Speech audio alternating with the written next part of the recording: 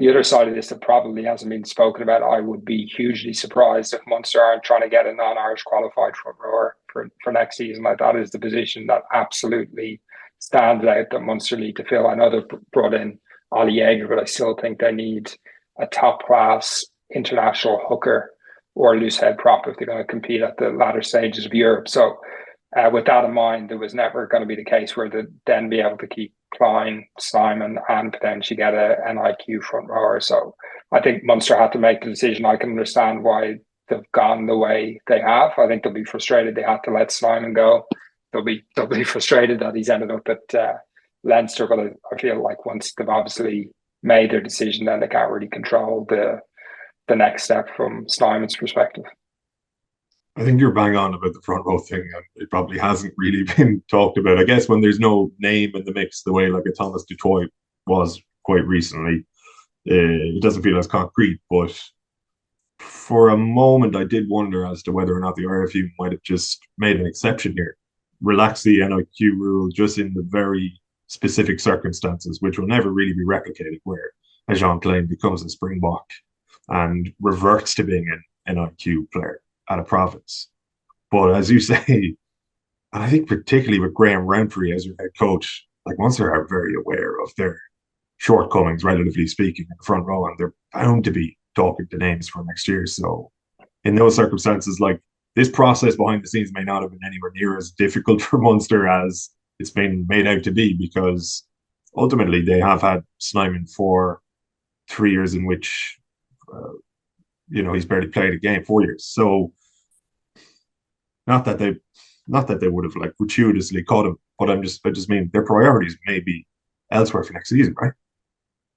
Yeah, 100%. And we've noted in terms of trying to continue that upward trajectory of the younger players at Leinster, it's most certainly the same in Munster as well, isn't it? Thomas Ahern, he's obviously excelled at 6, but obviously the ability to play lock, Edwin Edogbo as well. So if you kept Snyman and Klein, that also stifles their progress as well. So, and I think the other crucial part, we'll probably get to Joey Carby in a second as well, is the amount of salary cap that both Snyman and Carby have taken up over the last 3 years without playing a huge amount of rugby. Now, if they free up that money, they potentially get an international class front rower, and potentially, if Carby does move on, there's scope there to bring in maybe a couple of other players as well, given, I guess, Crowley stepped up to that number 1 position. So I think they're probably having a look at how they can better configure the spread of their cap across the squad to create more depth and potentially more quality in certain positions. Yeah, we will get to Carberry and we'll get to the central contracts thing as well. But just on the NIQ thing before we park that, is it fit for purpose to your mind? We have it in our heads that it's almost gospel, the way it's laid out at the moment, like the limitations in terms of the number of players you can bring in, and even in Munster's case this season, it was going to be the limitations in terms of how many you could play at second row specifically. But say in a world in which Munster wanted to get an NIQ front row next year and also wanted to keep Snyman, they have done very well, mostly of their own volition, closing the gap to Leinster in the last 10, 12 months. Now it feels with this overall transaction, that gap just widens again. So you can kind of understand Munster fans' frustration, and maybe Irish rugby fans in general, because like Connacht and Ulster haven't even really been a part of this conversation, and maybe aren't a part of it as often as they should be. And I just wonder, in a world in which Ireland again didn't get past the quarterfinals of the World Cup, and a world in which an Irish province hasn't won a European Cup in 5 years now, it'll be 6 by the time Leinster hopefully do it, let's say, in the summer. Do we need to just look at the rule and maybe just change things up a little bit, give the provinces a slightly better chance in Europe, albeit, as you say, it's maybe at the risk of stifling the development of 1 or 2 players along the way? Yeah, I think there definitely has to be flexibility and a common sense approach to it. Like, if there isn't a depth of talent in the province in specific positions, and there is no willingness from potentially Leinster players to move south or move west or move north, then what are the province's options? Obviously, you want to be trying to develop talent internally, and I think Munster have addressed the issue in terms of talent development at the province. So they seem to be on an upward trajectory now. But yeah, if you're not developing within, if there isn't that movement of talent domestically from province to province, and I think if we want the provincial sides to be competitive, as you say, Gav, on a European stage, you would suggest there needs to be greater flexibility. But then on the other side, there needs to be, and we're talking about the Australian current model, there needs to be, I guess, a common sense approach to how you spend your money.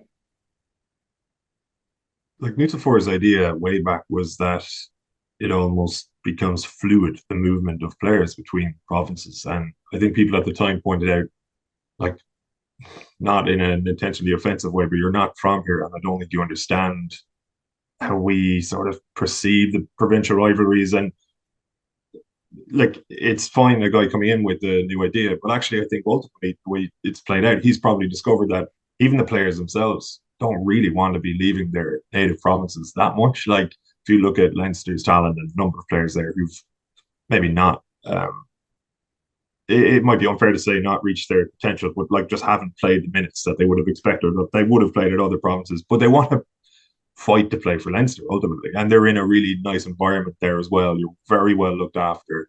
It's where you come from to an extent. And I don't know, like,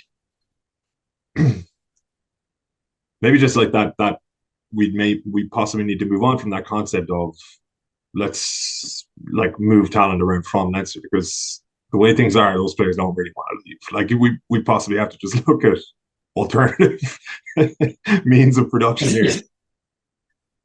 You said a word at the start around Snyman. You said transfer, and it just brought me back to a belief that I do have around this, and that is you've got to incentivize the provinces to allow players move on, i.e. a transfer fee. So like if Leinster are putting whatever the euro value you put on the development of a player from the age of 16 to 21 in terms of resources, everything for that 5-year period, for that player to then move to a direct competition domestically, free of charge, essentially, that Munster come in and take a Joey Carberry who's been developed by Leinster get nothing out of the deal. Why would they be okay with that? But if there's a transfer, whatever nominal amount that we say, that at least there's some kind of, as I said, reward for developing players domestically, and then they move on. That potentially that helps the conversation. If there is a back jam in certain positions, that go, okay, well, we're going to lose this player, but we're going to get 150, 200k for losing them, then potentially there's a little bit of a nudge out the door.